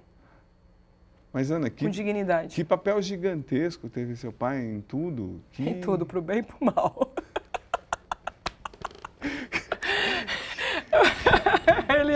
Ele causa isso. Eu acho que eu também tenho um pouco isso dele. Eu acho que eu acabo causando um pouco isso nas pessoas. Eu acho que tem pessoas que me amam e vão me amar simplesmente pelo fato de ser quem eu sou. Tem pessoas que não vão gostar de mim pelo mesmo fato. Eu acho que eu e o papai, a gente causa isso das pessoas. Como é que foi a reação da sua família quando você posou? Então, minha mãe ficou puta, desculpa o termo. Minha mãe foi contra, não quis, ficou indignada. Tanto é que ela nem foi na festa. Meus pais não foram na festa de lançamento. Seu irmão aceitou? Meu irmão, assim, aceitou porque sabia que eu ia melhorar a condição de vida dos meus pais, mas nunca viu a revista. Eu nunca viu e eu entendo ele, até porque é meu irmão. Sim, e essa coisa. Mas assim, é isso que eu acho que uma pergunta que eu faria numa entrevista para alguém é assim, qual foi o maior sacrifício que você fez abrindo mão de você em prol de quem você ama? Essa é uma pergunta que eu faria. Eu abri mão do que eu amava, eu sabia que talvez eu pudesse lutar com o sistema ou não, mas eu sabia também que ao fazer a revista eu poderia fechar portas, mas naquele momento eu não pensei em mim, assim, eu não pensei se a revista ia só fechar portas no futebol. Eu imaginava que ia fechar portas no futebol, mas eu não imaginei que a revista poderia abrir e fechar portas também de outros segmentos, né? E também em relação à vida pessoal, porque a gente vive em um país que adoramos apontar o dedo. Então, para muitas pessoas, eu ter feito uma revista é um glamour. Para outras pessoas, eu ter feito uma revista não é tão glamouroso assim. Então, você tem que lidar a vida inteira com isso, né, com esse paradoxo, com essa questão contraditória. Eu sabia que eu ia ter que enfrentar isso para o resto da minha vida, mas eu não imaginei que ia ser tão complexo, sabe? Ao ponto de ver a minha vida no futebol se transformar, eu ir para a comunicação, ver pessoas me admirarem, mas ver pessoas me menosprezar ou me desrespeitar simplesmente por eu ter feito uma revista. Então eu vivi os dois lados da moeda já. E Ana, assim, você fala... vivo com ele até hoje, porque hoje você vai comentar nas redes sociais, você faz um jogo, você está comentando, eu estou dando uma entrevista, alguém está assistindo e está lá, mas não sei o que é da Playboy e tal, tudo. Então aí tem gente que fala com admiração e tem gente que fala de uma forma pejorativa. Então, e fazer o quê? Por isso que é importante ouvir o seu lado. Mas eu não me arrependo de ter feito, e assim, se tivesse que fazer, eu faria de novo, porque a minha mãe merece esse sacrifício. E, Ana, assim, se eu tivesse que me sacrificar de novo por ela, eu me sacrificaria, faria tudo de novo do mesmo jeito. Porque se tem uma mulher que merece tudo de bom, por tudo que ela já enfrentou, é minha mãe. E Ana, você enfrentar, você enfrentou o sistema e você foi aceita do sistema de novo. Aí você vira instrutora, graças ao seu estudo, à sua vontade. Como é que você retornou ao sistema que teoricamente teria te rejeitado? Ou na prática te rejeitou, como você pode ver? Eu acredito nessa vida, Rimoli, que ela é cíclica e que a gente vai viver embates, que a gente viveu no momento que talvez a gente reagiu de forma equivocada. Deus vai colocar de novo um desafio para saber como você vai lidar com esse embate. Como você voltou? E eu acredito também, então, nesse raciocínio, que quando você é bom, e não vou dizer que a gente não sinta raiva, não é nada disso. A gente sente raiva, a gente sente inveja, a gente sente tudo que é bom e tudo que é ruim porque somos imperfeitos. Mas o grande desafio é a gente saber controlar essas emoções que a gente sente e prevalecer com o coração puro. E eu acho que uma das coisas que eu tenho, que a minha mãe diz que eu tenho, eu às vezes me indago, mas a minha mãe diz, e eu acho que ela tem razão, eu tenho um coração enorme, cara. Eu acredito muito no perdão, acho que a gente pode amargar aí uma raiva por um período, mas a gente tem que perdoar sim. A gente tem que olhar para as pessoas que um dia te atacou e acertar os ponteiros e seguir em frente, porque nós não somos absolutamente nada, só pó. E olha como é a vida. Eu estava num momento bonito do jornalismo, estava voltando para São Paulo, estava em Minas, fiquei 2 anos em Minas, e aí me coloco à disposição da Confederação Brasileira para ser instrutora voluntária na época. Falo com o mesmo Sérgio Corrêa, com quem eu tive um problema, e a gente se perdoa, que eu acho que é muito bonito falar isso. Depois eu vivi um outro problema com o Sérgio, agora recente, e já o perdoei de novo, porque fazer o quê? Ele não vai mudar. Quem tem que se ajustar, fazer o quê? Problema você não vai falar, Sou né? eu. Os problemas... Não, o Sérgio sendo Sérgio. O Sérgio é bruto no trato, né? Ele não é uma pessoa, mas ele é bruto no trato. E ele às vezes passa do ponto. E fazer o quê? Mas eu gosto dele, olha que louco. Eu digo que ele é meu pai, ele é um pouquinho melhorado, mas é a cópia do meu pai. Eu falo para ele, eu olho para você, eu vejo meu pai, então eu acabo respeitando e já o perdoei pelo que aconteceu recentemente. E ele te resgatou no futebol, é isso? Então, ele estava no comando da comissão, foi com ele que eu falei, olha que louco, foi ele que me tirou em 2007 e é ele que me traz em 2014, então, por isso que eu falo, a vida é cíclica e uma hora os ponteiros vão se encaixar. Aquela pessoa que está fugindo de você, que não quer acertar o ponteiro com você, vai acertar. Tenha paciência, confie no tempo. Eu falo porque eu acertei ponteiro já com muitas pessoas, até com quem eu não queria, e Deus me colocou de frente com essas pessoas. Então eu acho que foi isso. E aí com ele eu volto, abandono tudo, abandono a minha carreira de apresentadora, de comentarista que estava começando. Não me julgava uma boa comentarista não naquele momento, acho que eu ainda estava crua, mas tinha uma boa receita. Você estava onde? Eu fiz Fox, comentando a Fox da Copa do Mundo, e estava na Rádio Estadão, inclusive um abraço para a galera da Estadão, tenho um carinho enorme para todos com quem eu trabalhei, da Fox também, Mix, enfim. Tive o privilégio de trabalhar com pessoas incríveis, comecei aqui com o Savoia. Savoia! Fora da Amigaço curva. meu também. Não, Savoia é um querido, manda um beijão para ele. E aí eu aceito voltar, e eles tinham me dado naquela época, para você ver como eu sou muito igual agora, como eu estou vivendo esse momento de retomar na comunicação. Eles tinham me dado para eu ser diretora da Escola Nacional. Eu falei, não vou ser diretora. Eles tinham o Sérgio, juntamente com o presidente naquele momento, tinha me proposto ser diretora, ia ganhar um bom salário e tudo mais, já no cargo de gestão lá atrás, em 2014. O que faz uma diretora de arbitragem?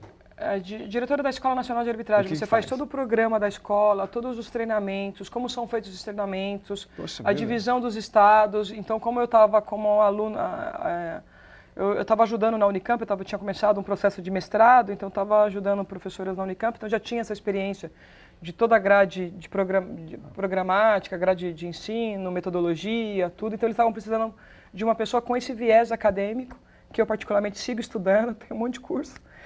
E aí eles me convidaram, eu falei, não posso começar como diretora, porque da maneira com que eu saí, ninguém vai entender.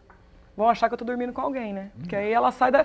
Ah, tá bonita, tá na televisão, toda glamurosa. Eu não tô agora, tô um pouquinho gordinha, mas naquela época eu tava razoável. Protesto, hein? Aí você volta, né? Como diretora, o pessoal fala assim, nunca assim ela é competente, tá saindo com alguém. Eu falei, não, eu vou começar como secretária da escola, de forma remota, ganhando menos, e eu quero fazer a construção. E eu falo isso muito para os árbitros. O que eu falo para os meus árbitros é exatamente o que eu sou. Tem uma coisa que eu trabalho diariamente comigo mesma, Rimoli, é não ser demagoga. Que as minhas palavras estejam convergindo com as minhas ações. Eu sei que nem sempre acontece e eu me policio para que eu mantenha. Então eu acredito muito no processo da escadinha, sabe? Subir um degrau de cada vez e não chegar chutando a porta. Eu recebi o convite para chegar por cima. Então. Falei, não, vou chegar na secretaria, aí ajudei, trabalhei. Da secretaria eu fui para a coordenação nacional. Da coordenação nacional eu me tornei membro de comissão de arbitragem. Depois eu volto, você está entendendo? Eu fiz toda a escadinha. Eu fui a primeira mulher a ser membro da comissão. A primeira, isso que eu ia falar. Então eu aprendi toda a estrutura, eu aprendi tudo como funcionava a confederação naquela época. E eu, como você, agradeço o elogio, fala da minha inteligência, então eu aprendendo tudo isso, como a minha primeira formação é administração, eu comecei a beber na fonte da administração, da comunicação e do futebol. O que eu via que era bom, eu comecei a guardar. Então eu digo que eu aprendi muito com o Sérgio. O Sérgio é muito bom em processos. Eu não vi gestor de arbitragem que saiba fazer processos como ele faz. Então eu comecei assim, olha, se um dia eu for gestora, eu vou fazer isso, aqui eu vou mudar, aqui a metodologia de ensino eu vou fazer isso. Eu comecei a criar, sonhando que um dia eu poderia ser um escopo de como seria a gestão sob comando da Ana Paula, sabe assim? Que é um desejo, né? Uma ambição sua também, era uma ambição, né? E continua sendo, continua sendo. Eu acho que eu vivi uma etapa linda aqui em São Paulo. 4 anos. Linda, com muitos percalços, mas linda. Agradeço toda a minha equipe, em especial a Susan Sanches, que foi a minha secretária e hoje é gerente do departamento da área administrativa. Mas eu quero seguir sonhando. Eu acho que eu só dei um tempo. Deus está preparando algo. Então, eu confio no meu Criador. E aí eu volto nessa construção para a gestão de uma maneira muito gradativa. E assim, sofri muito nesse processo, porque a arbitragem, né, o futebol, ele é uma escola de brutos, ao ponto que eu me tornei uma bruta, sabe? Eu acabei me tornando aquilo que eu mais odiava. E fui para terapia. Para sobreviver também? E fui então, mas não se justifica. E fui para terapia para me desvestir e me reconstruir. Por isso que eu acho que amanhã, quando eu tiver uma nova oportunidade, eu acredito que serei melhor do que eu fui em São Paulo. Por causa desse processo. E foi um processo muito lindo, Rimoli. Então, porque eu comecei bem de baixo, ganhando salário de estagiária, vamos falar assim, na CBF.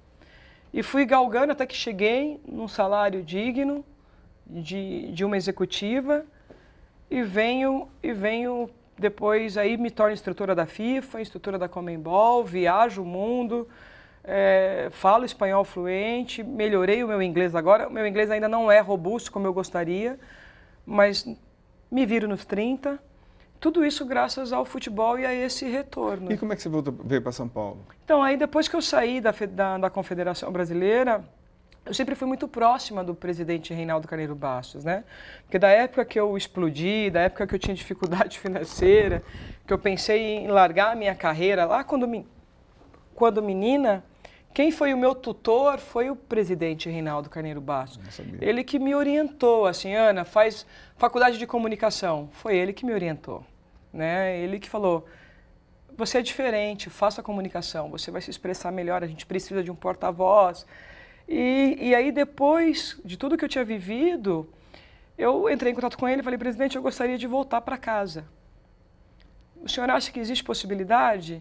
Aí aquele jeitão dele, vem falar comigo, né? Vem conversar comigo. E aí eu venho a São Paulo e ele fala, Ana, eu preciso que você escreva um projeto. E aí, pautada na experiência que eu tinha da Confederação, da Conmebol, da FIFA, de outras instituições que eu tinha vivido, e eu sou uma pessoa muito esponjinha, sabe? Sim, eu tô com você aqui, mas eu tô aprendendo. Eu tô observando o comportamento da equipe que está com a gente, como que cada um está se movimentando. Eu sou uma esponjinha. E aí, pautada nesse conhecimento que eu adquiri, eu escrevi um projeto para a Federação Paulista que eu entendia ser positivo. Então, eu não cheguei na federação do nada, inexperiente, eu escrevi um projeto prévio. Aí o presidente gostou previamente daquele projeto e falou assim, Ana Paula, eu quero que você venha, fique uma semana aqui dentro do departamento e reescreva o projeto, agora olhando de dentro para fora. E aí foi um processo de construção muito bonito, porque eu reúno todo o departamento de arbitragem e juntos a gente escreve o que seria a comissão de arbitragem nos primeiros 3 a 5 anos, dos 5 a 10 anos. Eu escrevi um projeto para 10 anos, cumpri os primeiros 4, né? Vamos falar assim, em conjunto com a equipe que ali estava. E na minha surpresa, quando eu entrego para ele o projeto, eu certa que iria atuar na área que é o meu forte, que é desenvolvimento de árbitro. Como você falou da escola, onde eu me preparei, aonde eu me sinto melhor, me sentia, porque agora eu já me sinto segura em outras partes, me sentia segura, me sentia confortável, que era na preparação e desenvolvimento de árbitro de alta performance. Árbitro de alto rendimento. Eu trabalho alta performance. Árbitro para trabalhar comigo que quer ser mais ou menos, não serve. Tem que ser árbitro de alto nível. Esse desejo a gente tem que ter. Por isso que eu sou fã do Bernardinho, sabe? Sou fã do Cristiano Ronaldo. A gente querer o máximo. A gente tem que querer mais. A gente tem que buscar mais. Sim. Se for para ser mais um, não vou nem gastar minha energia. Tem que ter esse pensamento de vencedor, né? E achei que eu fosse coordenar, né, comandar o desenvolvimento. E aí, para minha surpresa, ele falou assim, eu ouvi aí de você, peguei uma ficha, vi que você é osso duro. Eu falei, mas você tem que levar em consideração que eu sou a única mulher no meio de homens, então não dá para ser muito maleável, né? Ele, não, mas eu quero arriscar e você vai comandar o departamento de arbitragem da Federação Paulista, vai ser a presidente, a primeira mulher aqui em São Paulo. No primeiro momento achei ousado da parte dele, foi desafiador para mim, mas como eu adoro um desafio, não ia refugar, né? Se eu tivesse que ser um cavalo, eu me considero um Mustang. É o selvagem que se permite domar, entendeu? Quando se permite. Mas que tem essa força, esse desejo, né, de sobreviver, de seguir. E ele me deu essa oportunidade. Foram 4 anos, né? E durante 4 anos a gente construiu uma parceria muito bonita, pautada na lealdade, de muitos debates. Não vou dizer para você que foi mar de rosa, não foi um mar de rosa, mas eu acredito que o legado que nós construímos juntos, não só com ele, mas com toda a federação, com todas as pessoas que lá fazem parte, com os próprios árbitros, foi muito bonito. Então, Ana, o seu trabalho, assim, tipo, dos bastidores, é muito elogiado. Mas agora uma pergunta, assim, de quem também ouviu algumas outras pessoas falando, a Ana ficou 4 anos, tá certo, mas que árbitro importante ela conseguiu lançar? Matheus Candança, João Vitor Gobi, Gabriel Bispo, Guilherme Nunes, quer mais? Vou te dar uma lista agora, quer mais? Tá. Então, Edna Alves. Então, porque até então a Edna não era a Edna antes da nossa chegada, né? Então é importante falar da Edna. Porque... A Edna ganhou força com a nossa chegada, não só a Edna, todas as mulheres. A Daiane, nós temos a principal árbitra VAR do país que nós desenvolvemos. Como não? Então, olha que... Vou falar de assistentes, então. Vai aí, Daiane, Edna, Gobi, Matheus, Fabiano, Gabriel Bispo, Guilherme Nunes, Guilherme Maciel. Tem os assistentes agora, tem o Rafael, tem o Gabriel. Você acha que tem a Mariana, não, tem e tem a lista de assistentes. Esses aqui, todos dos 4 anos? São mais de 40 nomes. Esses nomes que vocês estão vendo apitar a primeira divisão agora, sobre a gestão do Patrício. Isso foi trabalho que a gente fez de formiguinha lá, porque A minha base é desenvolver Porque árbitro, também né? a gente deve O que eu esperar sou mais alguns forte, anos. O que eu sou forte é em desenvolvimento de árbitros. O que eu preciso melhorar? O manejo da política. Até a saída do vice com 2 meses, as pessoas falam na arbitragem que ficou com você 2 meses, só um... Não, o vice ficou 1 ano. Não, foi o... O vice ficou 1 ano. O meu vice titular ficou 1 ano.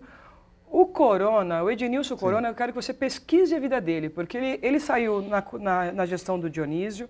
É isso que vocês não observam. Não. Aí olha que interessante, o Ednilson Corona, ele sai na gestão do Dionísio e volta. Na minha gestão ele sai 3 vezes e volta. Será que o problema está no Dionísio e na Ana Paula? Ou tem algo que a gente não sabe? Porque até eu gostaria de ter a resposta para isso. Juro, porque eu sou muito grato ao Corona, mas eu não consigo entender o comportamento dele. Perfeito. Não consigo. E que bom que você tocou nesse assunto. Sim. Porque ele fez essas idas e vindas com o Dionísio, comigo, e agora ele voltou para a gestão do Pato. Sim. Ou seja, ele é o Highlander, entendeu? E aí a gente fala assim, a gente quer inovar, a gente quer buscar. E ele flutua nas 3 gestões. Pois é. Olha que provocação interessante. Então, assim, nunca tive problema com o Corona. Perfeito. Ele sempre teve as questões pessoais dele, a maneira com que ele enxerga. Ele é um homem de confiança do Reinaldo. Eu gosto demais dele. Mas eu acho que não passa pelo Dionísio, não passa por mim, acho que passa por ele. Então, esse tipo de pauta não dá. Mas o que eu acho que é interessante, aí agora falando como jornalista e com quem olha os 2 lados, talvez essas saídas dele, por questões dele, vai e vem, geram um desgaste imaginário para quem está no comando. Porque as pessoas não sabem o que realmente está acontecendo na prática. Aí fica pautado, pô, mas ficou 2, 3 meses, por que saiu? Não passou por mim, passou por questões dele. Perfeito. Entendeu? Ana, não passou pelo Dionísio, passou pelas questões do Corona. Tem que defender o Dionísio, porque eu também... uma coisa que eu aprendi e aprendo diariamente, respeitem os seus antecessores. O profissional que não respeita os seus antecessores nunca vai ser respeitado e valorizado lá na frente. Porque se hoje eu estou no posto, amanhã eu não estou mais. Sim. E aí... Então, assim, o Dionísio, eu preparei um projeto, a gente acabou não trabalhando junto, mas eu bebi na fonte do conhecimento de muita coisa que o Dionísio fez. E o Dionísio fez muita coisa boa. Também tinha coisa para melhorar. Assim como eu também fiz muitas coisas boas e tenho coisas para melhorar por que eu sonho. Né? Para onde eu quero chegar, eu preciso trabalhar mais habilidades em mim. Mas agora a gente tem que tomar cuidado com essas observações, porque assim, se você for pegar o histórico dele, ele é um vai e vem em 3 gestões. Pra você ter uma noção, o Corona foi trabalhar no DCO e não ficou. Ele trabalhou no DCO um período, pergunta lá e saiu. Sabe que o problema está no DCO? Tá na Ana, tá no Dionísio. Entendi. Calma com o julgamento. Sabe como a gente aponta muito o dedo? A gente julga muito. Como as informações chegam. É a primeira vez que eu falo isso. Obrigada pela pergunta e pela colocação. Porque isso gera imaginário e gera coisas que não existem. Quando eu digo que eu tenho que melhorar na política, por que eu tenho que melhorar? Porque eu sou uma pessoa tão focada no trabalho, Rimoli, tão focada no que eu tenho que fazer, que eu não fico me preocupando com o departamento A, B, C, D, sabe? O que o Competições está fazendo, o que o marketing está fazendo. Eu só vou falar com eles quando tinha que falar de arbitragem, entendeu? Entendi. E às vezes a gente precisa interagir mais, precisa estar... Então, assim, eu acho que é uma coisa que eu melhorei. Isso, sabe? Falam que você era muito fechada e muito dura. Não então é. É porque o meu departamento, ele é um departamento de pressão. Ele é um departamento de gestão de crise e de risco. Então eu tinha que estar o tempo todo 100% alerta com o que poderia acontecer e com a minha equipe. Sim. Então realmente eu era fechada no departamento. Isso que eu estou falando. Eu estou reconhecendo publicamente aqui algo que eu preciso evoluir, mas eu não fiz isso por maldade. É que era tantos BOs que a gente tinha que resolver num curto espaço de tempo que não dá para fazer social, não dá para ficar aí. Enquanto a gente tem pessoas que tinham tempo de fazer o social e tomar um cafezinho, eu estava apagando incêndio, eu estava falando com o clube, eu estava falando com o árbitro. Sim, era dura, mas eu vou dizer uma coisa para você, a minha mãe é dura. E olha a mulher que ela fez, e olha os meus irmãos que ela fez. E eu vou dizer uma coisa para você, pensa numa pessoa que é extremamente dura, de querer o árbitro chegar com propriedade, mas pergunta para algum árbitro que chegou no meu escritório, que precisou de um abraço, de um afago, se eu não dei. Pergunta. Entendo. Então, é isso que eu estou falando, as pessoas sempre pintam um lado. E todos nós temos, gente, sem exceção, coisas boas e coisas para melhorar. todo mundo. Então, assim, não vou negar para você que eu era firme. Mas olha a quantidade de árbitros que você vai ver explodir aí. Olha a Daiane sendo a referência no VAR no país. Olha a Edna no que está. O próprio Klaus, a gente fez um trabalho muito bonito juntos na preparação dele para a Copa do Mundo. E vou dizer uma coisa para vocês, um árbitro de futebol não chega em uma Copa sozinho. Ele chega pelas qualidades dele, mas precisa de um grupo querer. Existem fatores políticos. Às vezes, nem sempre o melhor é que vai para uma Copa. A Edna, a gente, quando eu digo a gente, a imprensa acha que ela é muito boa, depois acha que ela é muito ruim, depois ela é instável, depois... Aí eu quero chegar ao âmago da questão. Como é que é ter um clube com a força do Santos escrevendo uma nota antes de você entrar em campo porque você errou em um jogo? Como é que alguém administra isso? Sendo mulher, sendo homem? Ela é forte. Porque aconteceu o ano passado. Então, mas... E eu estava na gestão o ano passado e conversei com o Falcão na época. Conversei com o Falcão, a gente deu todo um suporte psicológico para ela. É covarde? É o quê? Eu não concordo com essa postura, então vou deixar bem claro assim, respeito todos. Quero que o Marcelo faça uma gestão espetacular no Santos, porque o Santos merece ser grande, porque é um clube de tradição. Mas a gente precisa respeitar os nossos pares. Então, isso aconteceu o ano passado, o ano que ela chegou à final. Não foi só o Santos, outros clubes também fizeram toda uma pressão prévio ao jogo. Mas, graças a Deus, a Federação Paulista está muito bem estruturada, tem uma psicóloga muito boa. Eu não sei se o Loston, mas tenho certeza que sim, porque o Loston é uma pessoa humana também, muito querida. Deve ter a blindado, porque o ano passado, quando aconteceram essas situações, a gente blindou. Você acha que é porque era mulher? A gente cuidou. A pressão é... Você acha que é? Não, acho não. Eu tenho certeza. E está na hora da gente ter maturidade de parar com isso. Já está ficando feio. Já não tem mais justificativa. E a Edna, ela oscila como todo árbitro. O Klaus oscila. O Wilton Sampaio oscila. Edna oscila. Eu oscilei. Todos os grandes árbitros, gente, assim como os grandes atletas, oscilam. Hortência, que é uma diva, sou fã da Hortência, oscila. Todo mundo oscila. Todo mundo que trabalha em alta performance, a gente chama da curvatura, né? A curvatura da subida, descida e subida de novo. Então a gente vive o tempo todo nesse eletrocardiograma em alta performance, de subir e descer. Então o que acontece com a Edna não acontece diferente com os outros árbitros.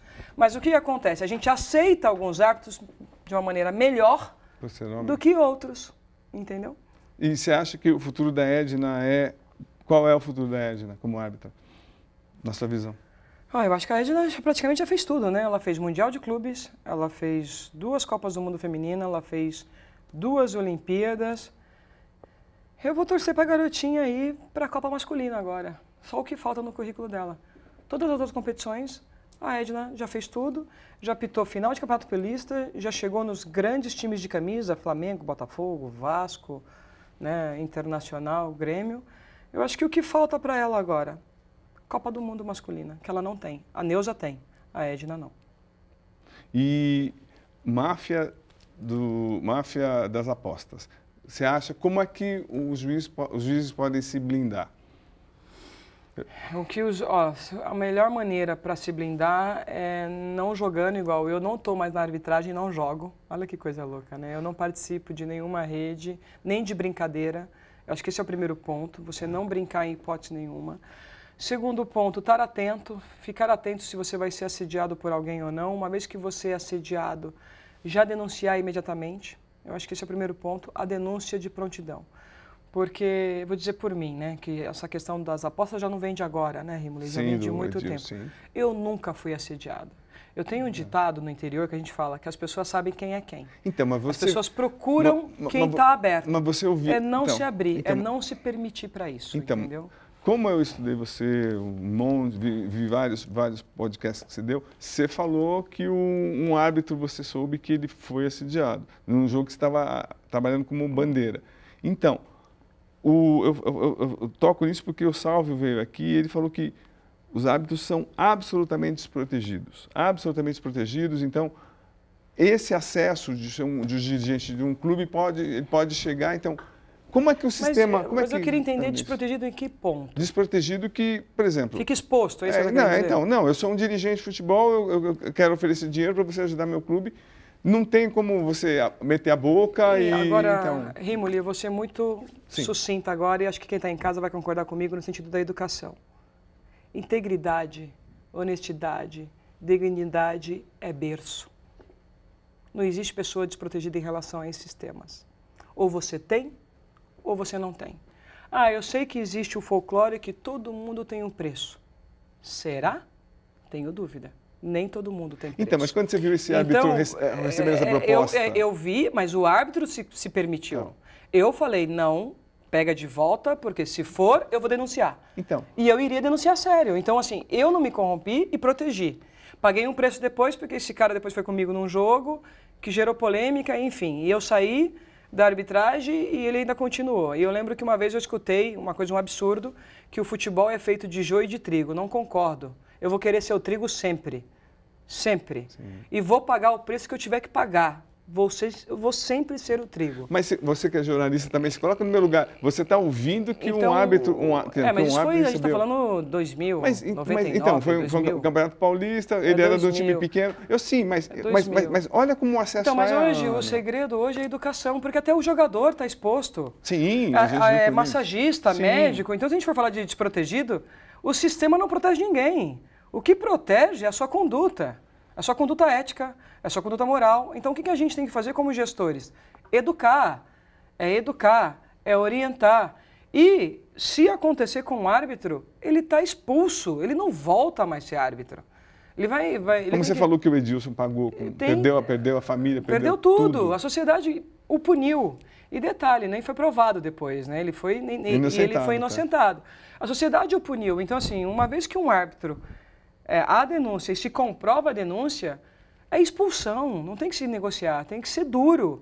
Então, eu entendo que a maior proteção desse árbitro é a integridade dele, é a consciência dele, é a moral dele, é ele entender que ele não é referência só para ele, mas para uma categoria, para um grupo e principalmente para a sua família.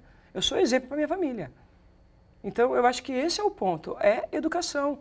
Não dá pra gente falar, a gente vai colocar um sensorzinho, BBB, já vivemos o BBB. Não resolve. Eu nunca vi tanta era da traição, né? Sempre se traiu. Mas agora que a vida da gente está exposta, todo mundo trai. É impressionante. E as pessoas aí entram numa discussão. Então, assim, hoje, árbitro, educação. A Federação Paulista faz um trabalho muito forte de educação. A CBF também faz um trabalho muito forte de educação. E denunciar. Percebeu algo errado no jogo? Percebeu algum comportamento errado? Percebeu um jogador que fez corpo mole, sabe? Numa situação XYZ? Denuncie. Acho que esse é o papel do árbitro, é assim que a gente vai contribuir para esse grande espetáculo, que é um grande espetáculo, e a gente é um dos agentes. Então, é denunciar e não se corromper. E o não se corromper é formação. E, Ana, duas últimas, rapidinho. Essa é fundamental.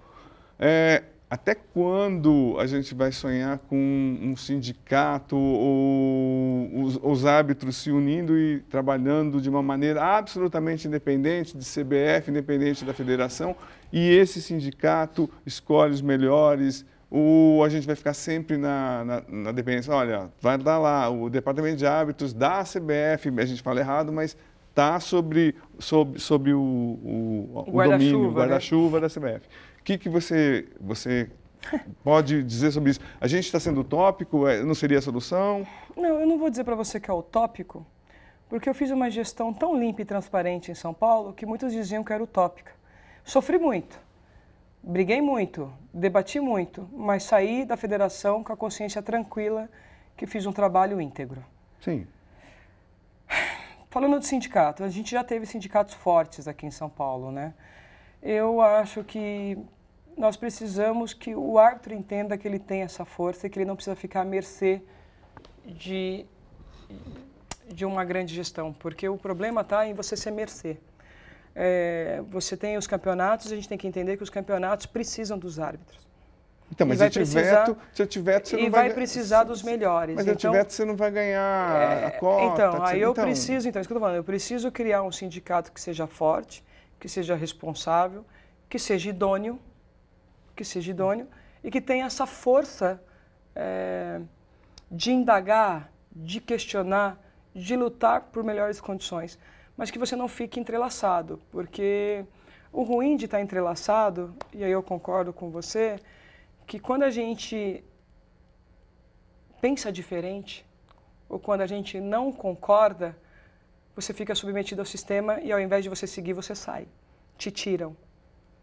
Então eu entendo também a dificuldade dos árbitros de serem muito fortes. Então acho que a gente tem que fazer uma mudança cultural, não só dos árbitros de entenderem que são mais fortes, que são capazes, mas eu acho que a gente está evoluindo nesse ponto. Eu acho que São Paulo encabeçou isso quando eu ali estive à frente, de ter uma visão mais autônoma da função de liderar um departamento, e os presidentes das instituições majoritárias entenderem a importância do papel deles também de dar autonomia para esse profissional que ali está. E, subsequentemente, esse profissional que está liderando dar autonomia para os sindicatos requererem o que é de direito. E eu posso concordar ou não com a categoria de classe e fortalecer essa categoria. Então, eu acho que a gente precisa melhorar a situação organizacional e ser mais profissionais e menos amantes do poder.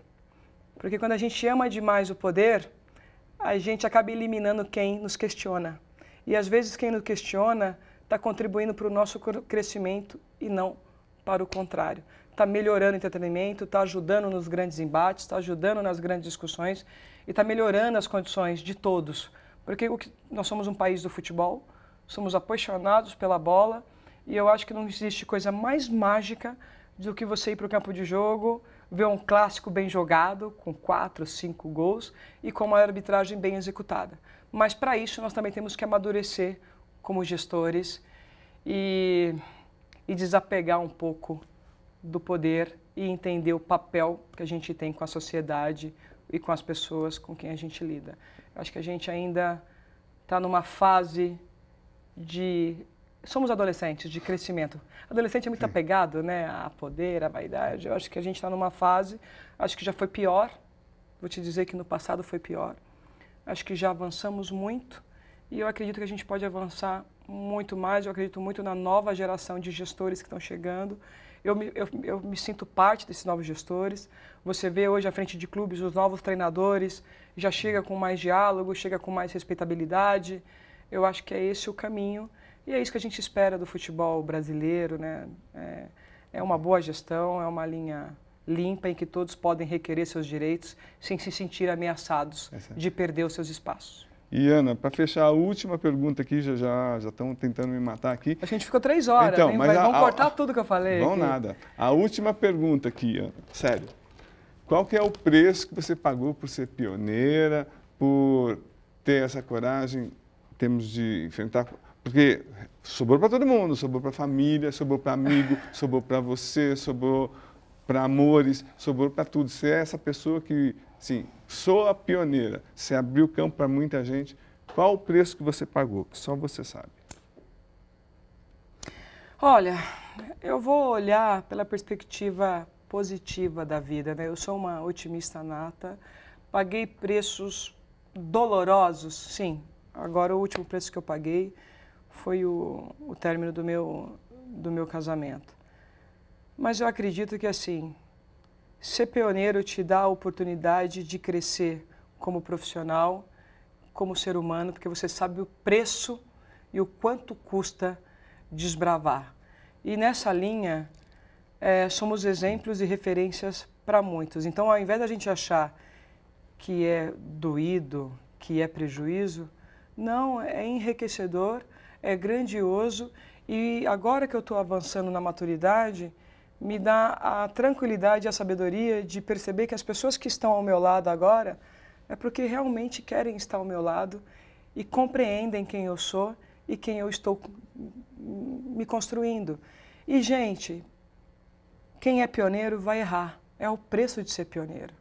Então, às vezes, o cajado dói mais para quem é pioneiro porque tudo é novo e você está entrando num mundo desconhecido. E aí, ter essa maturidade para lidar com isso também, eu acho que é uma coisa que eu tenho aprendido nesse processo todo, que sim, foi extremamente gratificante, mas extremamente doloroso.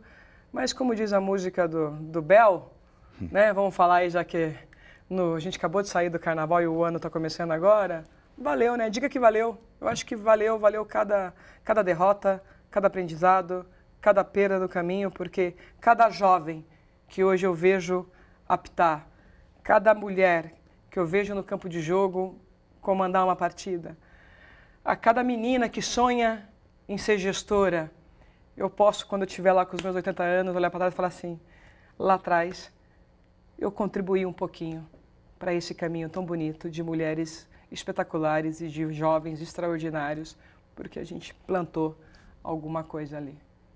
É isso. Bom, só posso dizer que valeu demais ter te atacado, te questionado. Você me fez crescer também. Então, para ver essa mulher tão grande que se tornou. Obrigado. Você me fez crescer muito também, Obrigado porque, demais, putz, gente, inteligência emocional não é fácil, viu, Rimoli? Mas quando você é eu não apedrejado tenho, o tempo mas eu todo... imagino. Eu tô tentando adquirir, rapaz, eu sou um pouco briguenta, olha... Mas é o preço que a gente paga por ser correto também. Minha mãe sempre fala isso, seja correto sempre. E eu acredito muito nisso. Papai do céu cuida. Ana Paula de Oliveira vai voltar daqui 10 anos com um cargo lá em cima. Não Obrigado. sei. Que Deus te ouça, mas o importante não é o cargo, mas o que você pode fazer quando ali está. Uma coisa que eu aprendi no futebol e eu não entendi, você me perguntou sobre o sindicato, que as grandes transformações só quem faz quem tem o poder da caneta. E às vezes para a gente fazer grandes reformas, você precisa ter o poder de decidir. Porque se você não tem, você não consegue fazê-lo. Estou vendo essa comissão de arbitragem CBF para uma mão feminina, mas enfim. Valeu, obrigado.